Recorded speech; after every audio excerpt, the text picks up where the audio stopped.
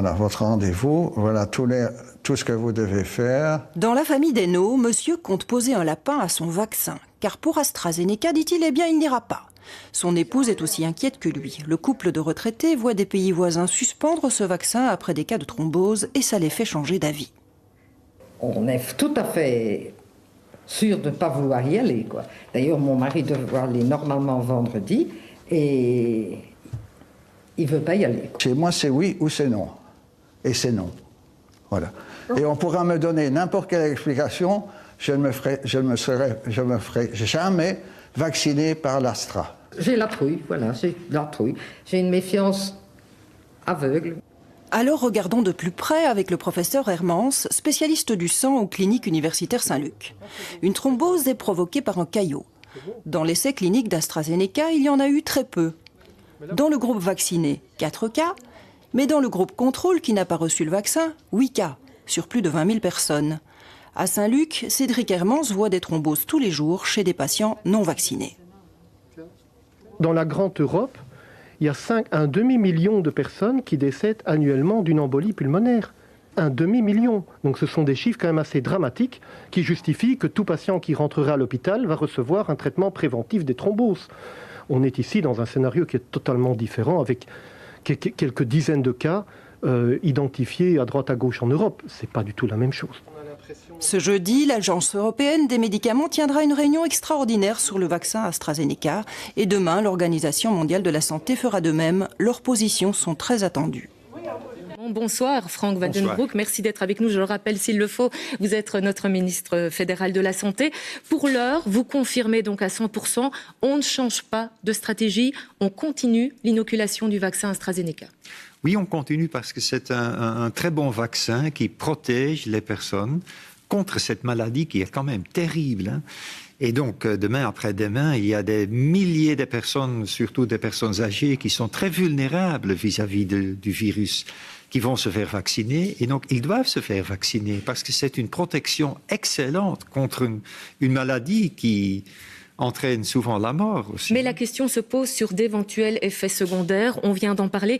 Pourquoi ne pas adopter le principe de prudence comme viennent de le faire nos voisins, Allemagne, France, Pays-Bas, on ajoute Italie, Espagne, qui suspendent à titre préventif dans l'attente de plus d'informations. Mais la sécurité du vaccin est ultra importante. Et donc, nous voulons nous renseigner de ce qui se passe ailleurs. Donc, nous voulons voir toutes les données et nous demandons, nous exigeons même que l'Agence européenne du médicament analyse toutes les données au niveau de toute l'Europe et nous rend un rapport jeudi. Et justement, M. Vandenbroek, pourquoi est-ce qu'on n'attend pas jeudi ? Est-ce que je peux ? Oui, je vous en prie.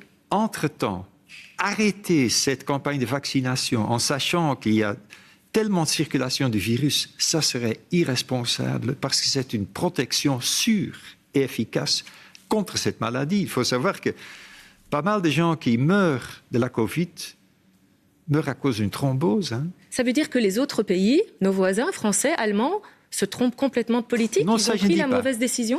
Non, ça je ne dis pas. Tout ce que j'ai dit, c'est que la balance qu'il faut faire entre ne pas se vacciner et donc courir le risque d'être infecté par le virus Covid, ou faire se vacciner et se protéger, quand on fait cette balance, pour nous, la balance est claire et nette. Même en 3 jours, puisque c'est jeudi que l'agence médicale, l'agence du médicament rendra son avis. Oui, mais c'est une course contre la montre, hein, parce qu'il y a une vraie hausse des contaminations, il y a une augmentation importante des hospitalisations, du nombre de personnes qui doivent être soignées en lit de soins intensifs. Donc, c'est quand même assez dramatique même ce qui se passe maintenant. Donc, c'est une course contre la montre. Il faut se protéger contre ce virus. C'est un virus dangereux. Et donc, nous savons que AstraZeneca, Pfizer, Moderna, et espérons demain Johnson & Johnson, ce sont des vaccins efficaces. Évidemment, en même temps, la sécurité de ces vaccins est ultra importante. Donc, nous suivons tous les cas individuels. Et s'il y a des effets secondaires importants, c'est douloureux. Il peut y avoir des effets, mais il faut faire la balance. Donc, en sachant que ceux qui ont été infectés et qui sont tombés malades, que là, il y a souvent des cas de thrombose. Hein. causés par la maladie. Monsieur Van den Broek, est-ce que c'est un peu dans toute la stratégie de vaccination, dans tout l'agenda, est-ce que faire une pause avec l'AstraZeneca, même dans l'attente d'eux, c'est le coup de frein que vous ne pouvez pas vous permettre, ne fût-ce que politiquement? Mais ce n'est pas un débat politique, c'est un débat de santé. Et donc, comme on dit, c'est vraiment une course contre la montre. Demain, après-midi-demain, il y a des milliers de personnes qui veulent se faire vacciner, qui se sont inscrits, qui vont arriver dans nos centres. Les vaccins sont là, les vaccins sont prêts. Il faut les protéger, ces gens.